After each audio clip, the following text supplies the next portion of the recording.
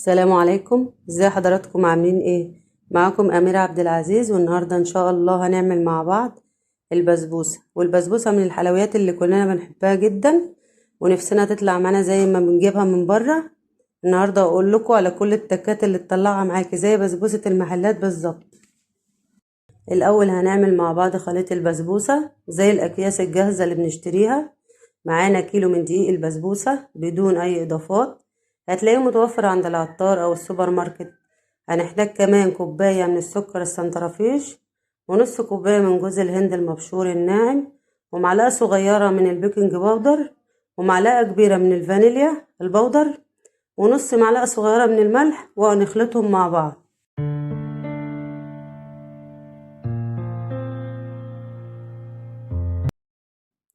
وهنا بقى الخطوة الأهم، لازم نخلط كل المكونات دي كويس جدا، وكل المكونات تبقى متجانسة جدا مع بعضها، وبكده يكون الخليط بتاع البسبوسة جاهز معانا. خليط بجد ممتاز جدا، لما تجربي تعملي منه البسبوسة هتعتمديه من حلاوته. ويفضل طبعا ان احنا نحفظه في برطمان او علبة ازاز نضيفة جدا، ما تكونش مثلا مكانها كان فيها مثلا مخلل او اي حاجة ريحتها نفاذة. علشان نعمل بقى صينية بسبوسة مقاس 28 هنحتاج لها 3 كوبايات من خليط البسبوسة اللي احنا لسه عاملينه، كوباية من الحليب، و3 معالق سكر، و3 معالق سمنة، و3 معالق زيت، و3 معالق عسل نحل. مقادير بسيطة جدا وان شاء الله تطلع لك نتيجة هايلة. هاخد 3 معالق سكر احطهم على النار، واضيف لهم 3 معالق مية علشان السكر يبتدي يدوب ويتكرمل. عاوزين نوصله للون الذهبي، وده هيدينا طعم حلو قوي للبسبوسة، وكمان لون جميل جدا.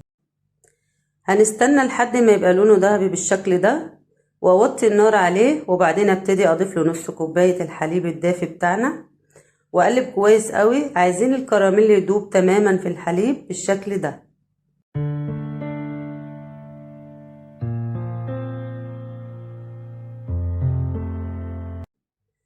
بعد ما اتاكدنا ان الكراميل داب في الحليب هطفي النار عليه، وابتدي اضيف له باقي المكونات اللي هي عباره عن 3 معالق من الزيت. والزيت هنا يا جماعه ضروري جدا، بيدي لمعه وبيخلي البسبوسه طريه. واضيف كمان 3 معالق سمنة، و3 معالق عسل نحل، واضيف باقي الحليب واقلب. كده معايا خليط سائل دافي. وهاخد من خليط البسبوسة بقى اللي احنا عملناه مع بعض 3 كوبايات، واضيف لهم الخليط وهو دافي، ونقلبهم مع بعض كويس جدا. وكمان بسرعة جدا، مجرد بس هخلط المقادير الجافة مع المقادير السايلة، لان ما ينفعش اعجن كتير في البسبوسة. عجنها كتير هيبوظها وهيديني نتيجة مش حلوة.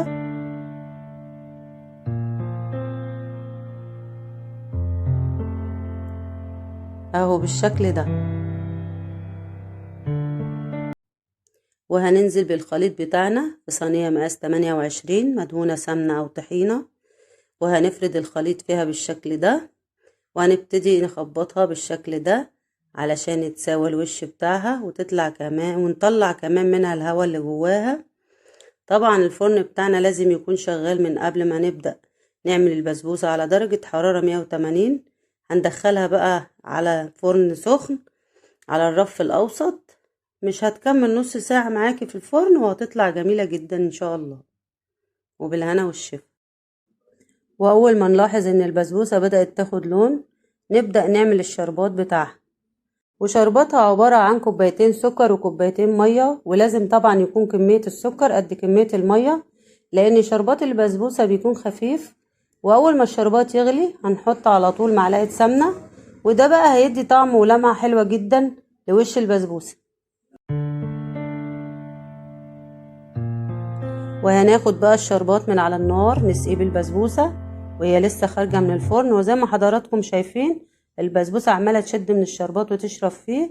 ده دليل على نجاح البسبوسة وانها تبقى طرية وطعمها جميل جدا. ودي البسبوسة بعد ما شربت الشربات بتاعها طرية جدا وريحتها جميلة جدا وطعمها كان ما شاء الله ممتاز، وشكلها يفتح النفس بعد ما قطعناها وزيناها بالكريز. وطبعا انت تقدري تزينها باي حاجة متوفرة عندك، او ممكن تقدميها سادة بتبقى جميلة جدا برضو. وبالهنا. حاولت اقولك على كل التكات اللي تطلع معاكي البسبوسة زي المحلات بالظبط. اتمنى تكونوا استفدتوا من الفيديو، ولو استفدتوا من الفيديو حطوا لايك واشتركوا في القناة علشان يوصل لكم مني كل جديد، ومع السلامة.